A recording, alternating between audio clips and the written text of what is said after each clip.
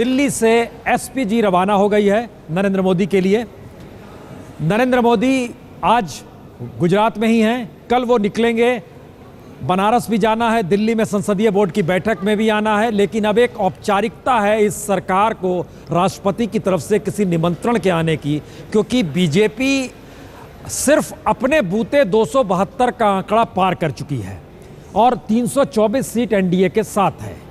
ये परिस्थितियां बतलाती है कि अब बीजेपी नहीं, नरेंद्र मोदी भी नहीं चाहेंगे एक क्षण भी देर करना कि वो तुरंत पहुंचे दिल्ली।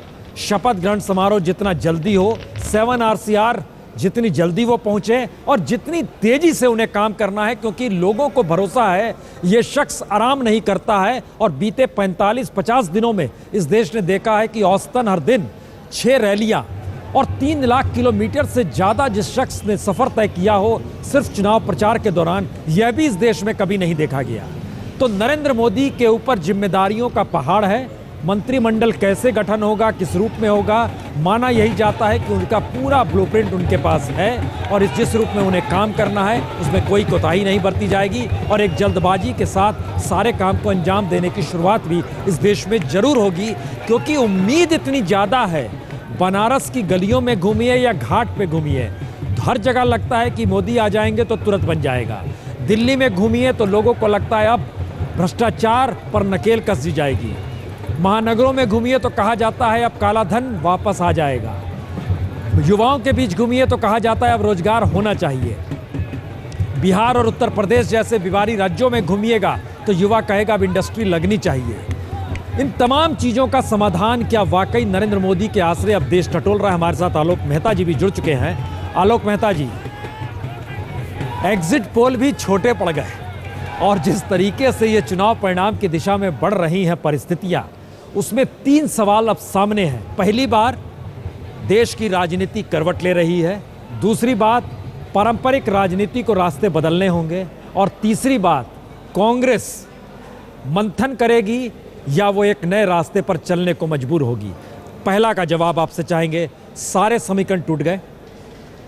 प्रसून जी, सारे समीकरण टूटे और सबसे अच्छी बात यह है कि ये जो गठबंधन की राजनीति के खिलाफ कुछ लोग हैं, जैसे मैं उन लोगों में से हूँ जो हमेशा गठबंधन के खिलाफ रहा हूँ, कोई बड़ी 2-3 पार्टियाँ हों जो अपने बल पर कुछ कर सके। इस दृष्टि से भी नरेंद्र मोदी और भारतीय जनता पार्टी यदि एक स्थायी सरकार दे सकेगी, वो एक सबसे बड़ी सफलता लोकतंत्र की है। क्योंकि गठबंधन में जिस तरह के दबाव, मनमोहन सिंह को बड़ा मासूम कहा जाता था, वैदिक जी भी कहते थे नहीं वो भले आदमी हैं, जबकि वो चोरों और उचक्कों को भी साथ लेकर के कभी उन्होंने उस पर ना नकूर नहीं किया। नरेंद्र मोदी दृढ़ता के साथ, जो उनके साथ भी गड़बड़ लोग होंगे, प्रसून जी आप भी जानते हैं राजनीति में हर तरह के लोग अभी तक आए हैं, रहेंगे, उसमें एक ऐसा नेता हो, ऐसी पार्टी हो जो सबको नियंत्रित कर सके और देश को सुशासन दे सके। वो जादू की छड़ी उनके पास नहीं होगी, लेकिन उनको सही रास्ते पर लाने की एक मौका मिला है जो एक लोकतंत्र के लिए आवश्यक है। और ख़ास करके इस देश में जहां भ्रष्टाचार, दबाव, गठबंधन के नाम पर ब्लैकमेलिंग और इतने आतंकवाद की घटनाएं, दूसरे दबाव। अब इसके बाद का दूसरा हिस्से का भी जवाब दीजिए। क्या कांग्रेस राजनीति बदलेगी या कांग्रेस मंथन करेगी? सिर्फ मंथन नहीं, उसे राजनीति पूरा बदलनी होगी।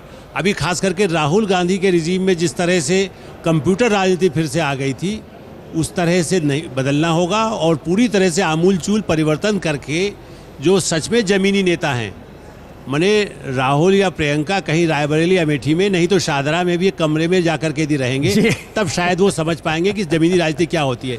संदीप दीक्षित की जो, जिसको कहते हैं कि हास्यास्पद कल भी जो दावा था कि सरकार बनाने जा रहे हैं, वो कभी यमुना पार में 2 दिन भी आकर के नहीं रहे और उसके ऐसे लोग फिर से बदलने होंगे। वैदिक जी, आप लगातार घूमे बाबा रामदेव के साथ भी।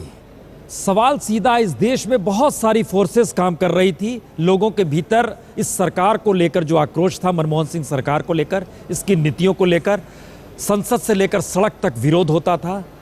क्या ये सारी परिस्थितियां धीरे धीरे एकजुट होती चली गई और ऐसे में नरेंद्र मोदी की मौजूदगी ने उन परिस्थितियों में करंट भर दिया? ये आप बिल्कुल ठीक कह रहे हैं। हम 1 मिनट जरा महाराष्ट्र के आंकड़े चूंकि आ गए, ये बड़े चौंकाने वाले आंकड़े हैं। महाराष्ट्र के आंकड़े बड़े माइनर।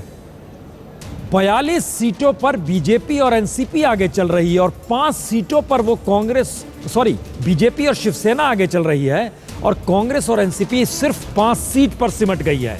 अब आप कल्पना कीजिए कि कितने कैबिनेट मिनिस्टर महाराष्ट्र से थे जो मनमोहन सिंह के मंत्रिमंडल में सहयोगी एनसीपी के साथ भी जुड़े हुए थे। ये है महाराष्ट्र की हालत जो नजर आ रही है। बहरहाल आपसे हम जानना चाहते हैं, मोदी का आगमन इस पूरे धारा में जो लगातार लोगों के भीतर था, जिसका हम जिक्र देखिए बार बार, आप गुस्से से इनकार कर रहे हैं कि समाज में गुस्सा था, इन पे गुस्सा भी क्यों किया जाए, लेकिन बाबा रामदेव का गुस्सा हो, एक वक्त में अन्ना हजारे का गुस्सा हो, एक वक्त में संसद के भीतर बायकॉट की स्थिति हो, ये सारी परिस्थितियां ने जन्म दे दिया था कि मनमोहन सरकार जानी चाहिए। ये बात तो आप ठीक कह रहे हैं कि क्रोध था, क्रोध अन्ना हजारे को भी था, सबसे ज़्यादा बाबा रामदेव को था और बाबा रामदेव से भी ज़्यादा मुझको था, इसलिए कि मनमोहन सिंह जी मेरे व्यक्तिगत मित्र रहे हैं, मैं उनका प्रशंसक रहा हूँ बरसों से। लेकिन जब रामलीला मैदान की घटना हुई तो बाबा रामदेव तो बड़े दयालु हैं, उदार हैं। मैं कहता था कि इस देश में अगर तगड़ा विपक्ष होता तो वो सरकार उस दिन 5 जून के सुबह ही डिसमिस कर दी जाती। और मैं तो ये मानता था कि कांग्रेसियों को चाहिए कि वो अपनी उम्मीदवारी वापस ले लें। एक उम्मीदवार भी जीत के पार्लियामेंट में नहीं भेजना चाहिए। सुन लीजिए, नरेंद्र मोदी ने ट्वीट किया है, अच्छे दिन आने वाले हैं।